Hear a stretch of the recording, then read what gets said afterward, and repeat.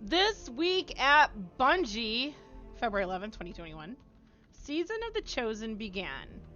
Season of the Chosen kicked off with a bang of sorts. Keitel, Empress of the Cabal, who all the guys seem to like. I don't know what it is with you dudes like in manly Cabal chicks, but okay. Anyway, she has entered the fray. Zavala stood his ground when being offered a seat on her war council. He said, no. Ever since, we've been watching countless Guardians do their best in the new Battlegrounds activity to keep the Cabal from uniting into an unstoppable threat to the system. Guys, we have been watching countless Guardians over the course of 2.5 days. Anyway, new seasonal challenges have made their appearance. The Helm has opened its doors and a fresh collection of loot has been introduced, fueling your hunt for new tools of destruction that will be sunset in a year. And you don't have enough time to use all the tools that you get, but whatever, we won't talk about that. We're just getting started. Week 1 of a new season is always fun, but there's more coming. Stay tuned. We have our Season of the Chosen calendar here. It's big. Oh, it's big. It's so big. We're just not even gonna... This is fine. Devil's Ear and Fallen Saber Strikes were supposed to open today. I've not seen them on the maps. Devil's Ear has only been accessible by me and some of my friends through the Nightfall. Fallen Saber, I guess there was a problem, so that hasn't been available. So big! How you doing, Argon? Also, you might be working on your stasis aspect. I'm really putting that aside, but I could go get it right now and be done in 10 seconds, but whatever. Trials begins tomorrow. Tomorrow? February 12th. Yes. And the Cleansing Battleground. So we get a new Cosmodrome Battleground on February 16th. Iron Banner, everyone's favorite PvP thing, which is full of folks who use, you know, outside aim assist programs. That starts on February 23rd. We get the Proving Ground Strike for Season Pass holders on March 23rd. Proving Ground Strike? Like an actual strike? That looks cool. That looks like it's aboard a Cabal ship. March 30th? I don't know what I'm looking at. Proving Ground Strike enters playlist for all players. Okay, if you don't have Season Pass, you can play the Proving Ground Strike in a month and a half, March 30th. Iron Banner will return again on April 13th.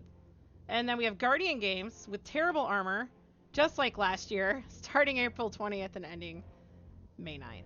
Hope you guys enjoy it. For those who purchased Beyond Light, you may notice a few new goodies as well. The Stranger has a collection of new stasis aspects and fragments to earn, giving you more combat options to choose from. A new landing zone has been added to the northern reaches of Europa, thank God, to help you complete quests a bit quicker. And new exotic armor pieces have been added, 1 per class, for you to discover. We here have not done anything with the new Lost Sectors. I've been power leveling, which is probably a good thing.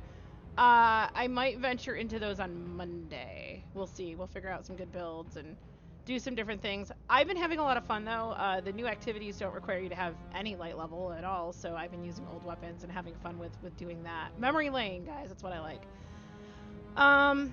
So we'll do the new Lost Sectors probably on Monday. Even if you haven't purchased Beyond Light just yet, we've also updated power floors and caps to help you get caught up for raids, dungeons, and general quests. Guys, everything that's been sunset is now 1100. If you're looking to spend some time in our ritual activities such as strikes, Crucible, and Gambit, we've added some new weapons for you to hunt from post-game drops. Word on the street is that bottom dollar is a pretty spicy 120 RPM hand cannon. Guys, get this soon. Also, someone here said that True Prophecy has been added back. You can get it from Banshee. Get those before they're like, oh, hey, we have too many 120s in the loot pool, so we're going to remove them. Just get them now. Farm them this week. It's currently available from Gambit. It is the Gambit weapon. We're excited to see what new loot you claim as you start digging into the new season. So let's turn our eyes to the rest of the TWAB, shall we? We have a collection of patch notes that we're eager to cover. An update from Black at Bungie. I have no idea who that is. Oh, Blackburn, probably.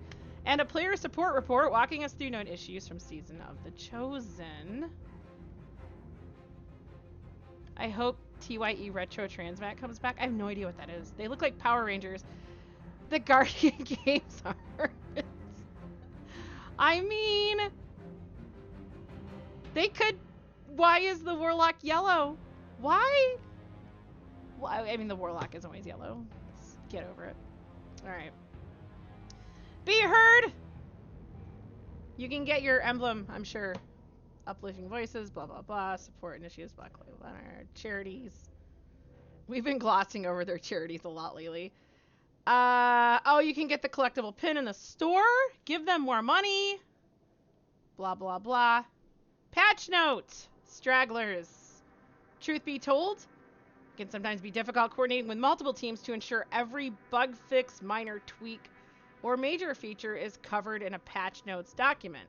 This season, we identified a handful of notes that we wanted to highlight, as we feel they're pretty important changes to the Destiny 2 experience. First up, we have an introduction to quest details from the dev team, followed by a general list of patch notes. Quest details. Over the past year, we've made a handful of iterative improvements to the player's quest experience. Early on, these improvements focused on helping players understand their quests when viewed together. Most recently, we've added the quest details screen. This new screen allows you to dive into the details of each quest, which should help you take in the narrative context and visual themes of the quest, understand what the quest is asking you to do and what you've already done, and get a better look at the rewards for completing the quest. Taken together, we're hoping you feel more knowledgeable and motivated about the quest in your log. You can access the following screen by hovering your cursor over a given quest and using the inspect command. I totally did not discover this in game. Seriously? Hovering over the quest. Okay, alright, let's test this. Let's test it. We got a quest. Everyone together. Let's let this be an interactive. First of all, you gotta get to the right menu. Have this be an interactive TWAB reading. So we have a quest here. Holy wah. Look at that. This must be the quote below. I mean, it basically tells you exactly what's... If you do that, it tells you the same thing. All right, well, I guess we needed something a little bit more complicated to make that worth our while, but that's fine. You guys get the gist. You get the gist. Dirty Ramen, yo! I mean, you're never here, dude. We're excited to build on the quest detail screen and future updates with more improvements to the quest experience. And now, onto some general patch notes. Rituals. They removed Hawthorne's Red War era dialogue when completing her clan challenge. No. Players can now turn in gunsmith materials 100 at a time and Vanguard tokens 20 at a time, enough to get a full ring. I wanted to get that again. I don't think I have a recording of her doing that, and I wanted to get it before they removed it, but whatever. Thanks for removing the Hawthorne's Red War era dialogue. It might be in my Red War campaign video. Maybe I'll clip it. I'm sad. Reputation, Valor, Glory, and Infamy rank up banners are now at the bottom of the screen. No longer blocking players from taking action in orbit when hitting a new rank. Let's golf clap Bungie for that. It's taken how many years for them to finally do something we asked them to do? Man, the rank up banners are terrible. Yes, the gameplay experience when checking your drops has been tremendously better. And we've been doing that a lot this week due to rank ups. Valor, Glory, and Infamy values are now available on the main director screen for the ritual. Gambit reworked the moat system for more reliable gathering. Honestly, guys, the servers have been terrible this week. There's been a lot of lag for a lot of people. We've had a lot of lag today. I have not been picking up the moats any better than I have in the past. So I don't know what they're talking about there. Crucible. Generally, if you're connected to another player, your experience is going to be questionable. Iron Banner removed skill-based matchmaking listing from the Iron Banner tooltip because it never was. It has been using connection-based matchmaking along with the rest of Crucible since June of 2020. Facts, and it's terrible. Survival life count changed from 6 to 4. Thank you. Respawn time changed from 7 seconds to 5 seconds. Consistent with rule set prior to Beyond Light. Okay, I have not touched comp yet this week, but that makes me happy. Like, That's way better. You actually have time to kill each other instead of, I know, that sounds great. Hey, you guys have time to kill each other now. So you can actually win games by actually playing it rather than hiding and getting lives. Okay. Survival. Okay, we talked about that. New light, a Guardian rises. Destroying the spider tank during the divide phase will now progress the directive by 50%. Also fixed an issue where veteran accounts that start a new character could not be progressed or dismissed some tutorials. Schism fixed an issue where players could jump through a window during the Navoda vignette and block their mission progress. I didn't run into that one. Cold Boot fixed an issue for veteran characters playing the New Light quest that would cause the legendary weapon tutorial to persist through the entire mission. It is pretty annoying. Risk Reward fixed an issue where players with full energy weapon inventory slots would have Risk Runner sent to the Postmaster upon pickup. The weapon now drops as an exotic engram during the mission, allowing players to clear room in their inventories if they wish to pick up the Risk Runner immediately. That makes sense. Forsaken campaign fixed an issue where players would see a quests full message when trying to start the Forsaken campaign, forcing them to find and pick up the quest at the quest archive in the tower before proceeding. All missing patch notes are being added to the Destiny 2 Update 3.1.0 article on the Bungie website. If you haven't taken a look at everything that's changed this season, stop by and give it a read. Destiny Content Vault plus Cosmodrome. This season, 2 strikes from Destiny 1 are making their entrance to Destiny 2 through the Destiny Content Vault. I like this make-believe place that they came up with. Like, whatever. We have a quick update on our plans for the Cosmodrome from the development team. Dev team says last summer when we revealed our plans for the DCV, where we cycle out older, underused content to improve our ability to evolve Destiny 2. I really don't want to evolve, give you my stuff back. We also committed to periodically unvaulting legacy content, merging some of the best that Destiny 1 and Destiny 2 has to offer. That announcement included the reveal that the Cosmodrome would be returning and that it would be fleshed out to roughly Destiny 1 Year 1 parity. When we first shared our plans, we were still early in development and uncertain how far we would go with the Cosmodrome on Vault. We were pretty sure it wouldn't include the Plague Lands, but what about the locations added in the Year 1 DLCs? Or the awesome colony ship behind Suffix Lair with the Taken King? What about all the public patrol spaces? How much of Cosmo would we need in order to accomplish our goals of having a great space to tell the new Guardian origin story while still giving veteran players a big dose of nostalgia via some updates to the Strike playlist? As we approached Beyond Light's launch, it became clear to us that we had a choice to make. After returning all 3 of its original strikes, do we invest more time and resources in bringing Cosmodrome to D1 parity, or do we switch our focus to building new experiences for Year 4 and beyond? Given that we believed we had archived our original goals and knowing the community and team's desire for new content, we chose the latter option. But when we made that decision, we failed to properly update your expectations for how far the Cosmodrome experience was going to be extended, and that was a mistake. Guys, this is common. Bungie never manages expectations well. This is normal for them.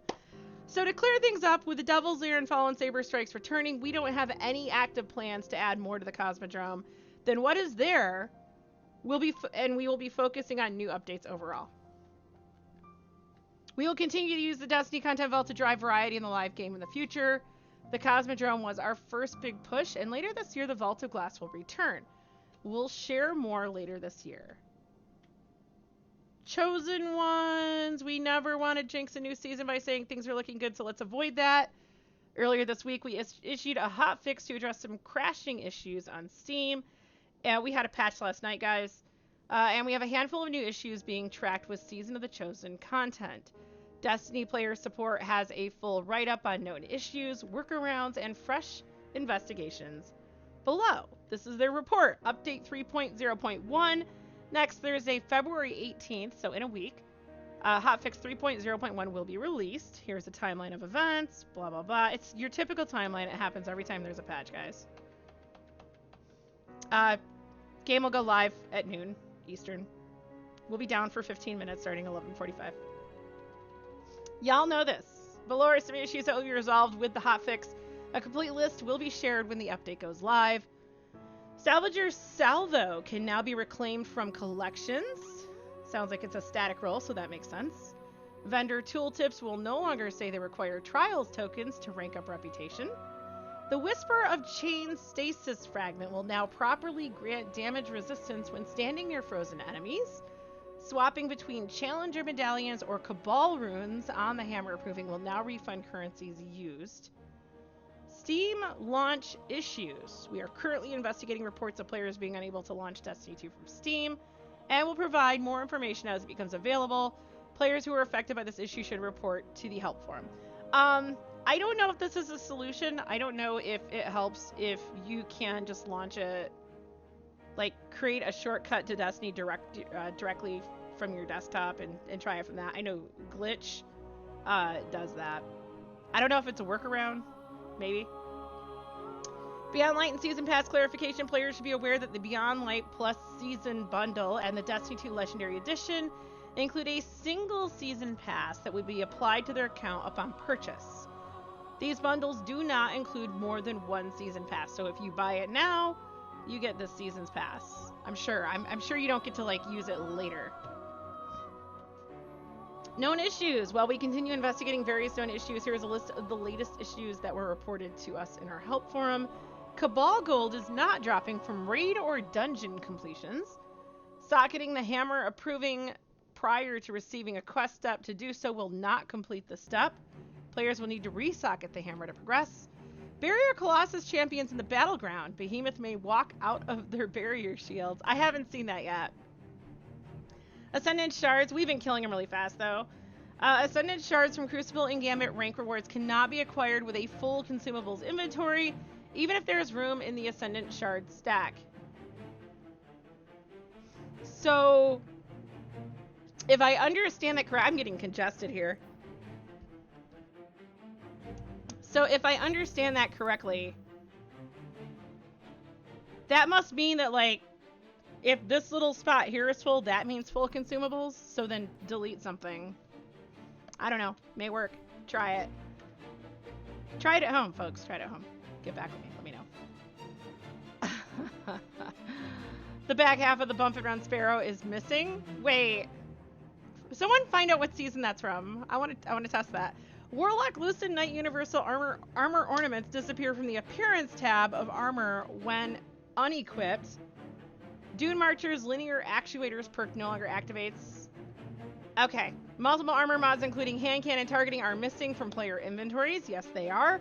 The 14th Anamnesis ornament shows that it can be applied to Kefri Sting instead of the Helm of State 14. Dude, it sounds like it's getting forked. It's getting forked. It's getting fixed. Enjoy your Dunemarchers. This is next Thursday rating. So, the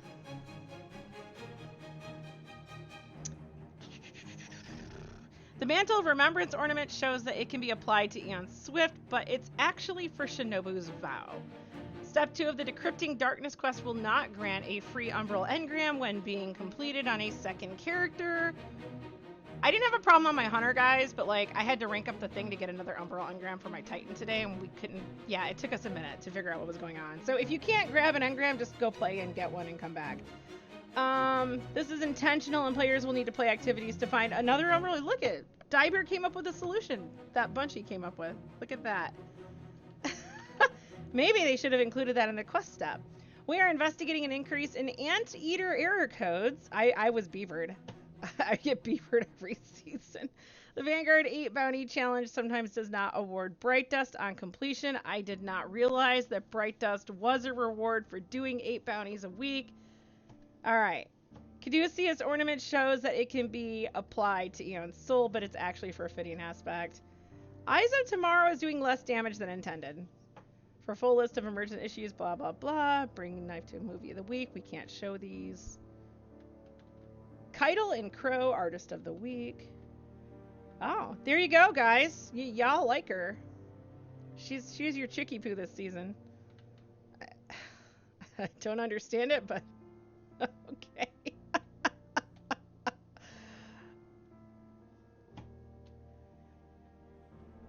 With everything everything going on. It's been hard keeping track of the days this week, depending on your time zone. And when you're reading this today is Thursday.